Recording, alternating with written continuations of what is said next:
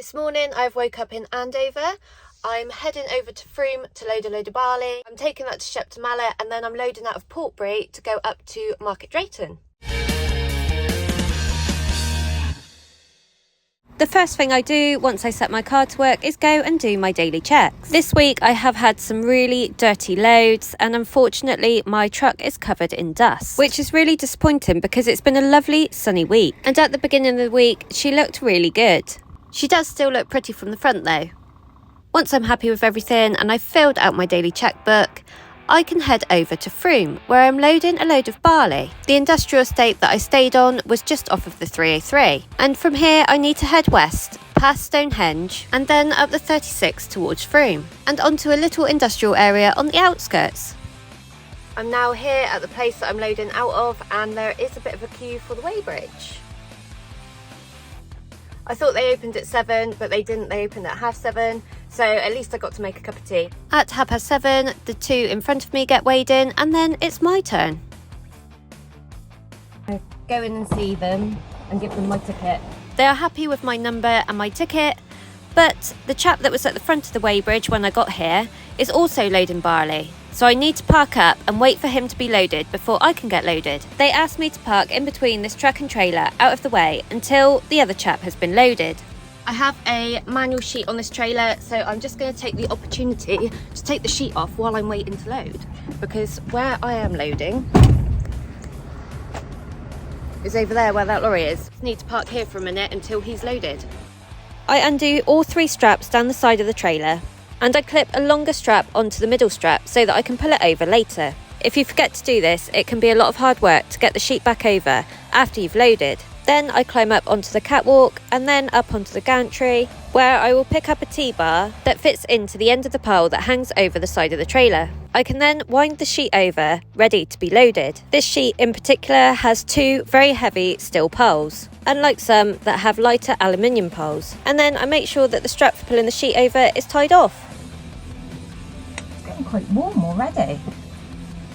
It's not even 8 o'clock yet.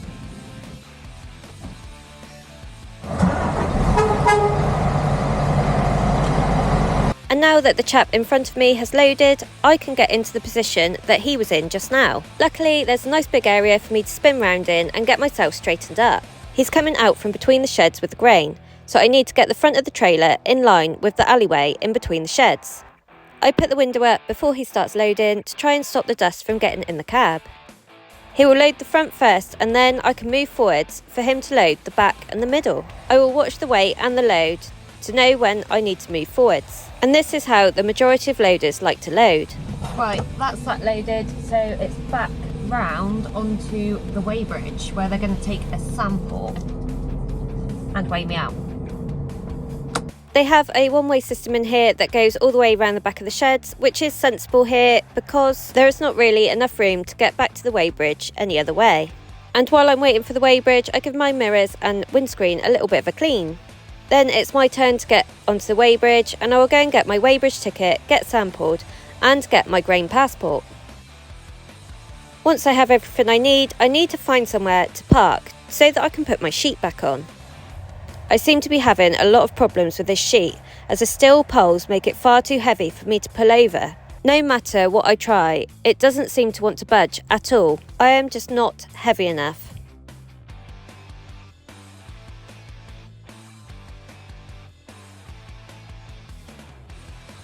The loader driver sees me struggling and offers to pull it over with the handler, so I tie it onto the bucket and he slowly pulls the sheet over.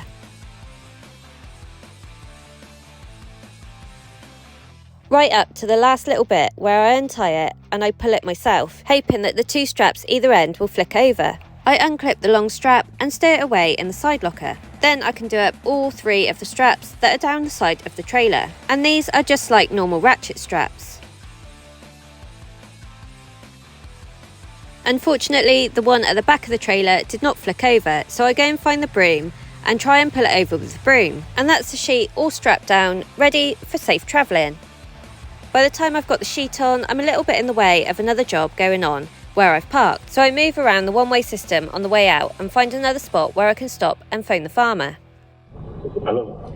Hello, it's Gemma from Wayne's Transport. I'm delivering some barley. I'm wondering where I need to tip it and what bin it needs to be tipped in. Because I think I've been to you before, haven't I? With maybe some Truffle Gold or something like that. Second gateway down the bottom. The barley rolled up on one of the bins. All right, perfect. Okay. All right, cheers. Thank you. Bye. Now that I know where I'm going, I can get on my way, and the farm is less than half an hour away, towards Shepton Mallet. I see a truck flashing as it's coming towards me, and it's only Jake Charlton in his FH500. It's always nice to see a trophy-winning truck coming the other way. It's not long before I'm navigating my way through the lanes to the farm. There are quite a lot of narrow spots on this lane, and not too many passing places. But luckily, I don't meet too much traffic before turning into the farm. As I'm coming up the track, I can spot the bins, and I try to line up the back of the truck with the one that says barley on it. And then I can set up all my pipe work for blowing into the bin. I should only need one pipe here, and the bins are fairly new, so I'm hoping this is going to be a pretty quick tip, as blower loads go. I also realise that I'm going to have to move back a couple of foot just to make the pipe fit. This trailer has one internal door, but I have had a big problem with it this week. Before this week, I've only pulled this trailer once before, and it's a little bit different to the other trailers that I've used, but I went to close the door when I first picked it up because it was left open and it wouldn't close. And the reason it wouldn't close is because somebody has obviously been running with it with the door open, which means that it can bend with the weight of the load. So the door in question is here. It would normally work by turning it, and then once it's turned, what you would do is just bash that, and that's like an air release.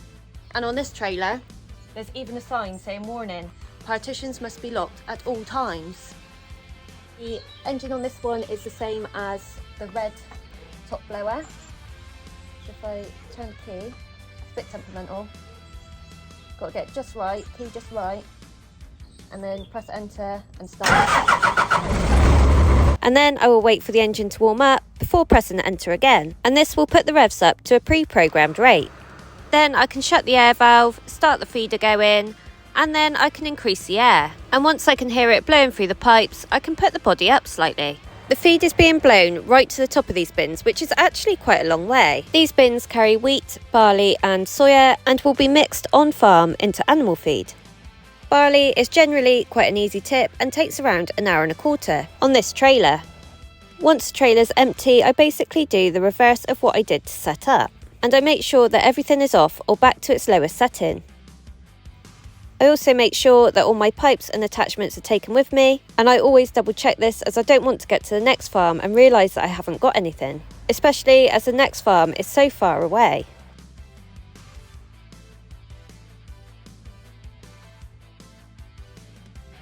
And that's that, one load of barley delivered. So I'm just filling out the paperwork for my next load, which is a load from Portbury to Market Drayton. I've looked at Google Maps and I'm not really sure which way to go because there's one route that's longer but quicker and the other way is shorter in miles, but there's a lot of traffic on it. I think there's been an accident or roadworks or something, but it's going to take me a lot longer. I might just go for the quicker route. It's always hard to know what to do. At this point, I still haven't decided which way I'm going to go, and I'm going to go with my gut instinct when I get to the junction. I'm just hoping that my gut instinct won't be wrong. I don't know if anyone else does this too, but I think you always wonder, what if I did go the other way? I end up choosing the route that's shorter in time, and when I get to Portbury, I look at Google Maps again, and I think I have made the right decision. When I get to Portbury, I go and see the man in the little office. He checks my paperwork and gives me the go-ahead to go onto the weighbridge. Once I'm on the weighbridge, I have to go and speak to somebody else for a little microphone, and I have to give them all my details of the load. Then they will tell me which shed I need to go to. On this occasion, I need to go to the shed that's closest to the weighbridge, which is good. There is also no queue, so I jump out and take my sheet off like I did earlier, ready to be loaded. One of the loader drivers comes down to see me and lets me know which bay I need to park in front of. And when I am in the right position, he will give me a little beep. He loads the front up first and then gives me another little beep to let me know I need to move forwards. From this position, he will be able to get to the back and a little bit on the middle as well. At the end, I also need to get out and check my weigher, as on this trailer I don't have an onboard weigher that I can see from the cab. Now I have to try to put this sheet on. I don't think it will happen. I'm really hoping that I can get the sheet on this time. I put it back one less roll than I did before to see if that helped. It felt like I was out there for ages trying to get it on, but I eventually do it, and I even surprised myself. A little bit out of puff, I drive down to the weighbridge to weigh out. Once again, I go into the little hut to talk through a microphone to the weighbridge operators. If I'm under 44 tonne, which luckily I am, they will print my ticket out and I can go. I spelt my name on the ticket with a G. Well, that took me about 10 minutes to put that sheet on, but it's on. And I am shattered. Just need to sign one of the copies to give to the police gate on the way out. They've got a record of everyone's weights going in and out.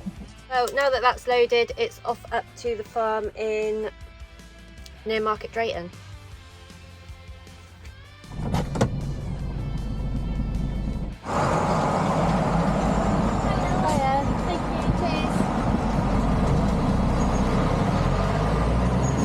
From here, I head out of the docks and onto the M5 northbound. I know that I'm not going to make it to the farm in one go, so I will need to stop for a break on the way. I stopped in Frankley Services and I could see all the way here that there was a lot of dust in my cab, so I give it a little dust around with a soft makeup brush that I keep for this purpose. I've just pulled into Frankley for a break because I'm not quite going to make it up to the farm, so I'm going to go for a shower now.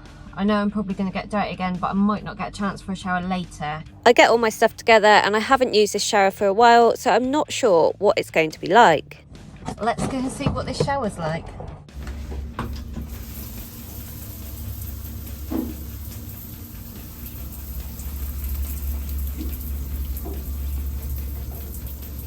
Well, it wasn't the cleanest and it was scorching hot, but at least I am clean. Well, that's my shower done, and I picked up some prawns from M&S. Before I go, I'm just going to give the farmer a quick ring and let him know that I'm coming and work out where we're going.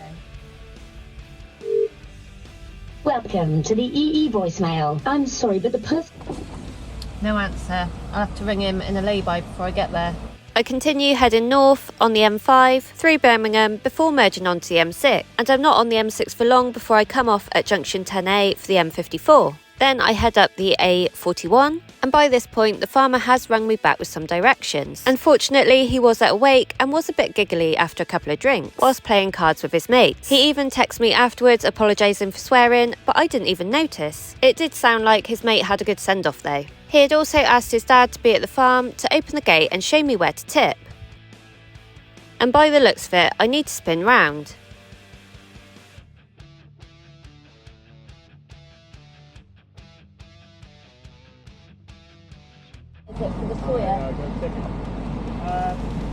Back down that side there, there's a shed at the back.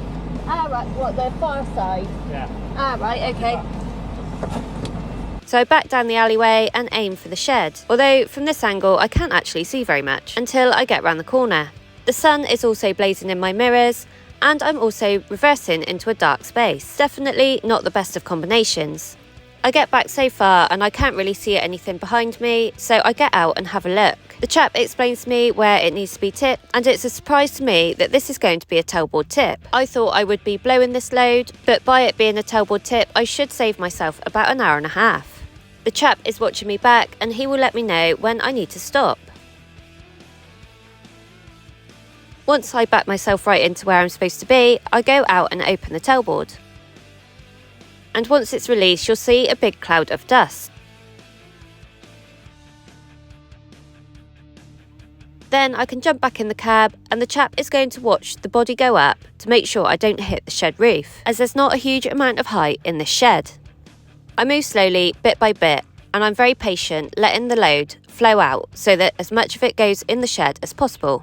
There is a point where I run out of room in the shed without hitting the doorway on the way out. So I lower the body down and pull right the way out of the shed and tip the remainder in the doorway. The chap is still watching me as I do this, but it's getting quite dusty. And there is a point where I can't see him through the dust. At this point, I'm almost wondering whether he's going to appear through the dust as a famous singer, like they did on Stars in Their Eyes. But I was out of luck, and when he reappeared, he was dressed exactly the same as he was before. I just need to blow the last little bit off that's left in the auger, close the tailboard, and then I'm done.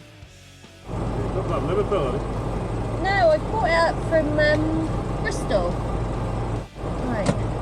There's that one. Yeah, it'll open if you... Oh, if I go towards it, it'll open. Yeah. Oh, perfect. I do. Thank you.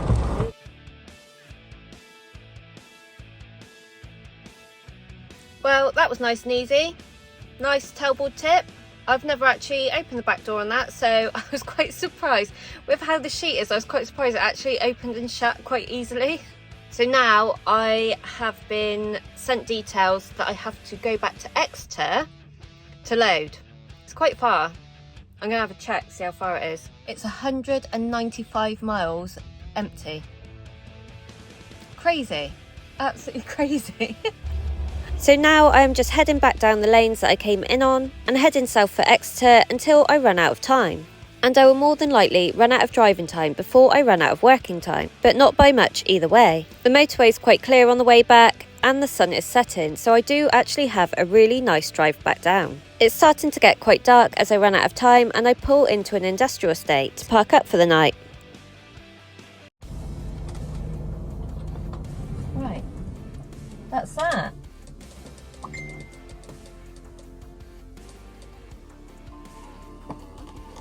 Done for today, and that was a 14.25 hour day. I'm probably about 2 hours from Exeter in the morning, and now I'm going to make my tea. Tonight I have a spinach and ricotta cannelloni.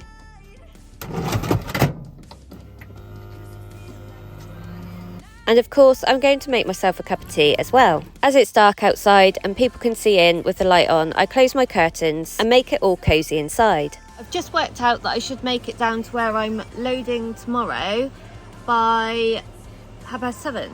So that's not too bad because they open at 7:30. That's hot.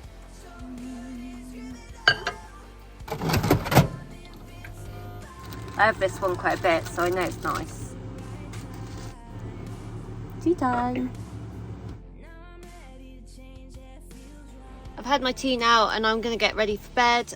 While I was having my tea, I was doing a bit of research on making my own merch. So I'm hoping that I can get it sorted and get it out in the next couple of months. Hopefully ready for Christmas. It's really hot tonight, so I'm hoping I'm going to sleep. I'm going to get ready for bed and hopefully have a good night's sleep.